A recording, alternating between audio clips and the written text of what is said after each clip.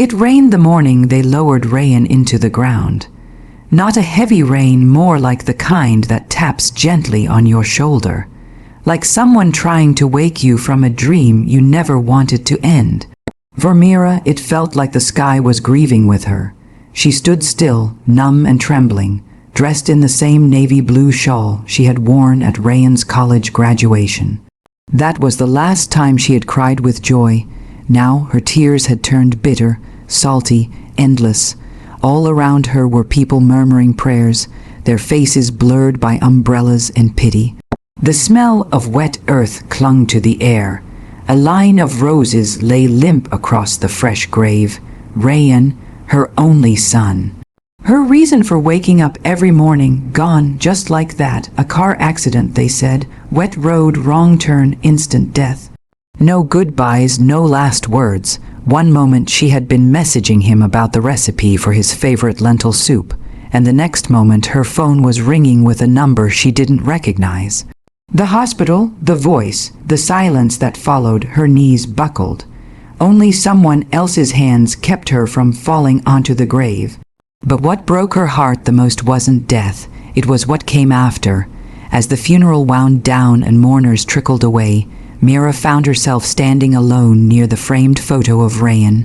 He was smiling in it, dimples deep, eyes full of kindness. She brushed her fingertips over the glass, whispering, "You promised you'd always call me back." Behind her, heels clicked on the pavement. Mira turned to see Alina, her daughter-in-law, dressed in all black, lips painted too red for a funeral. She was surrounded by her friends, none of whom even glanced Mira's way. Alina's eyes locked on Mira's. There was no sadness in them, just coldness, calculation, finished. Alina asked, voice low but sharp. Mira blinked, confused. "What do you mean? You've said your goodbyes, now it's time for you to leave." Mira frowned. "Leave? I live with you, with Rayan." "Not anymore, you don't," Alina said, her tone coated in polite cruelty. "He's gone. You have no place in that house now. Pack your bags and get out, Mira. Go grieve somewhere else." The words hit harder than the news of Rayan's death. Mira looked around, hoping someone would say something, defend her, but no one did. Not Alina's mother. Not her friends, not even the relatives Mira barely knew. They avoided her eyes, pretending they hadn't heard. I have nowhere to go," Mira whispered, her voice breaking. "That's not my problem," Alina said, straightening her coat. "You can't stay in a house that belongs to me. I need space to grieve too, alone, without you hovering." Mira swallowed hard. "He was my son, and he was my husband, mine, until death. Now it's over." For a long second, Mira said nothing. Her heart, already fractured, cracked open completely. She wanted to scream, to fall to her knees, to ask why. Why Alina hated her so much, why she was so heartless even now. But the words stayed trapped in her throat. She turned away, picked up her small purse, walked slowly down the cemetery path without looking back. That evening, she returned to the house only to find her suitcase already packed and left outside the door like garbage. She sat on the curb in silence, under the flickering streetlight, clutching the handle of her suitcase. Not a single window lit up. No one came out. Rayan's house, once filled with laughter, with chai on the stove and music playing on weekend mornings, now closed to her forever. Mira booked a room in a cheap hostel that night. No one greeted her. No one asked why her eyes were swollen or why her hands were shaking. In the silence of that small, unfamiliar room, Mira sat on the bed and opened her purse. Inside was a folded photograph, Rayan at 10 years old, holding up a gold medal from his school spelling bee, grinning like he had won the world. She pressed the photo to her chest and let the tears come. And as the city slept around her, Mira whispered one quiet promise to the darkness. The room Mira now called home was barely the size of Rayan's closet. Its walls were painted a dull beige, cracked in corners. A single window faced the alley behind a bakery, and the scent of burnt bread lingered constantly. But Mira didn't mind. She wasn't looking for comfort. She was looking for silence. For the first few days, She didn't unpack the suitcase. She just sat beside it on the floor, staring at the chipped linoleum tiles, letting grief wrap around her like a second skin. She didn't eat, she didn't sleep. Time folded into itself. She kept reliving the funeral over and over. Elena's voice like a blade. Pack your bags and get out. Go grieve somewhere else. And so she did. Here, in this silent, forgotten room, on the third night, she opened the drawer of the nightstand. Inside were old newspapers, a broken pen, and a Bible with torn pages.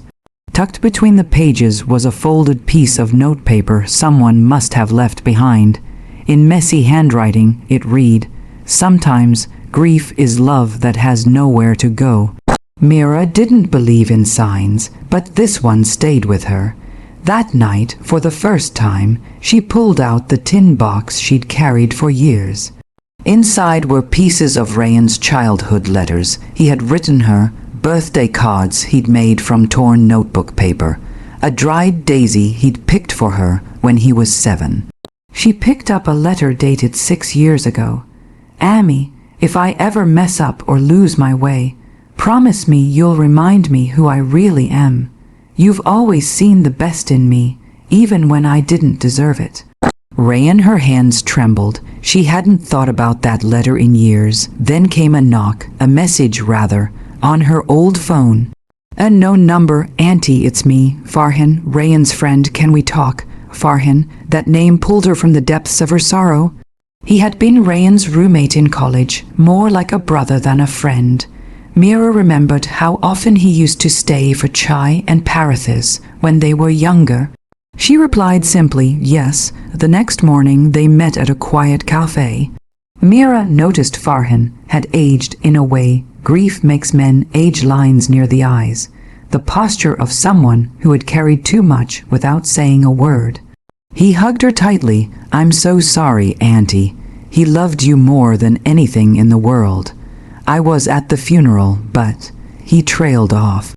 He didn't need to say it. "You heard what she said." Mira replied softly. Farhan nodded. It wasn't right, and neither was what happened to him. She stared. "What do you mean?" He lowered his voice. Rayan had been different for over a year. He stopped smiling. He stopped coming out with us. He even talked about moving out, starting fresh. "Moving out," Mira whispered. "But why?" Farhan hesitated. "He didn't tell me everything, but there were bruises, Auntie. I asked him once, and he said he fell down the stairs. Twice in 1 month." Mira felt a coldness crawl up her spine. "He didn't want to worry you," Farhan continued. "He said he was trying to work things out for the sake of his son." Mira closed her eyes. Her hands clenched around the edge of the table. There were signs. She realized that now. Missed calls. Messages saying, "I'll call you back, Amy." Apologies, avoidance. Even during her visits, he seemed distant, always glancing at Elena like she held a leash. "Do you think?" Mira began, then stopped. Farhan shook his head. "I don't know, but I don't think it was just an accident. That night, he wasn't even supposed to be out driving. He told me Elena had taken his keys away after a fight." The silence between them grew thick. Farhan reached into his jacket and pulled out a photo. "I think you should see this." It was Rayan. In the picture, he stood in front of their old apartment door. His face was smiling, but one eye was slightly swollen. Faded bruises marked his jawline. The photo was dated 2 months before his death. Mira stared at it, her heart thundering. "He sent it to me as a joke," Farhan said, captioned it, still standing, barely. "I didn't think anything of it then. I should have asked more questions. I should have..." "No," Mira interrupted. Her voice had changed. It was steadier now, firmer. "We can't change the past, Farhan, but we can stop pretending." She returned to the hostel that evening with the photo in her hand. When she entered her room, the silence was no longer peaceful. It was thick with secrets. She pulled Rayan's childhood box toward her and emptied it onto the floor. She needed to see him, to remember who he really was. In the bottom of the box was a cracked frame, a family picture, Mira, Rayan, and Elena smiling tightly. It was taken the year they got married. She picked it up. The glass shattered in her hand. A small cut opened on her palm, but she didn't flinch. Instead, she stared at the broken glass and the frozen smiles in the photo. This was no longer grief. This was something else, not anger, not revenge, truth, because Rayan deserved better than silence. And if no one else would speak for him, then she would. Mara was no longer grieving. She was watching, listening, connecting dots others had chosen to ignore. A mother's grief is sacred, but a mother's suspicion, that's dangerous, because she sees things the world dismisses as imagination. And Mara, she had started to see it all too clearly. She began with Rayan's favorite cafe, the small, cozy one on Shabazz Street, where he always got a caramel latte with oat milk, even though he wasn't lactose intolerant. Mira sat at the same table he used to post photos of on his social media. The waiter, an older man with a thick mustache, recognized her instantly. "You're his mother, aren't you, Rayan's?" She nodded, holding back tears. The waiter looked down, his tone hushed. He was here almost every evening, sat alone, always writing in a notebook. Seemed heavy, you know, like he was carrying the world. "Do you know where the notebook is now?" She asked, heart racing. He shook his head. He stopped showing up a month before the news came.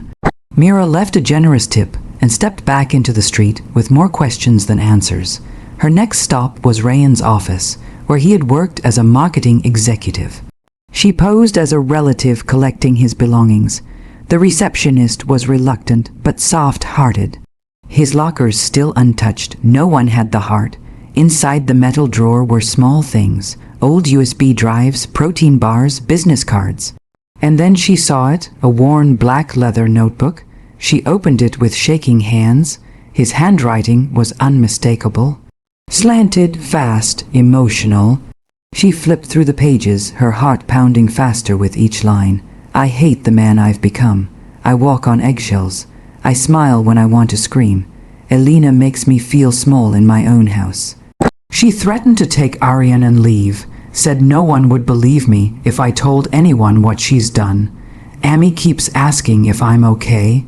I can't tell her. I'm ashamed. Some nights, I dream about crashing the car. Just to make it stop. Mira's fingers froze. He had written those words just weeks before he died. Her son had been trapped, suffering in silence, broken in a marriage where he was invisible. Unheard, unloved, and worst of all, he had tried to protect her, his mother, from the truth. She wiped away the tears streaking down her face and kept reading. The last entry was dated 2 days before the accident. She told me tonight that if I left, I'd lose everything. My son, my dignity, my name. I wanted to scream. But instead, I apologized for what I don't even remember. I feel like I'm disappearing. If I vanish, maybe that's better for everyone. That night, back in her hostel room, Mira spread the pages out like pieces of a crime scene. Because that's what it was, wasn't it? Not a car crash. Not bad luck. This was a slow, calculated destruction. Death by silence, death by cruelty. And Elena was now raising Aryan, their son, her grandson, in the same cold home that had eaten Rayan. Alive, Mira stood up and looked into the cracked mirror above the sink. Her eyes weren't swollen with grief anymore. They were clear, focused, the eyes of a mother who had loved too deeply to stay quiet any longer. Over the next few days, Mira spoke to more of Rayan's co-workers. They told her about how he had started coming late. He barely smiled. He asked for sick leaves without any visible illness. He had once arrived with a gash on his hand, said he broke a glass. And slowly, a pattern emerged. One woman, an intern named Zara, approached Mira quietly in the hallway. "Ma'am, I overheard a call once, between him and Alina. She was screaming. He kept saying, 'I'm sorry, I'll fix it,' over and over. I could hear a baby crying in the background. Then he hung up, and Justy sat there, staring at nothing." Mira nodded, her jaw tight. "Thank you for telling me. Every story was like a nail in a coffin someone else had sealed." She took everything she had gathered, Rayan's journal, the photo Farhan had given her, testimonies from friends and co-workers, and put it into a folder, thick, Heavy, the weight of truth, she contacted a lawyer, explained everything, asked about her legal rights to Aryan. The lawyer listened carefully, then leaned back. "If you want custody," she said slowly, "this won't be easy. But partial rights, visitation, with emotional abuse documented like this, it's very possible. Do you think she'll fight back?" Mira asked. The lawyer smiled grimly. "If she's anything like you describe, she'll do more than fight. She'll try to destroy you." Mira's response was quiet, calm. "Then let her try. I've already buried my son. I have nothing left to fear." That night, she visited Rayan's grave for the first time in weeks. The sky was clear this time. A soft breeze whispered through the trees. She knelt beside the stone, placing his childhood photo at its base, the one where he held the spelling bee medal and wore a crooked grin. "I see it all now," she whispered. "You didn't leave me. You were taken piece by piece, and I'm sorry I didn't see it sooner." She pressed her palm against the cool stone. "But I will protect him now. Your son, our Aryan, the way I protected you when you were small. I swear it." And as the wind passed over her face, she could almost hear his voice in the breeze. "Remind me who I really am, Amy." She closed her eyes. "I will."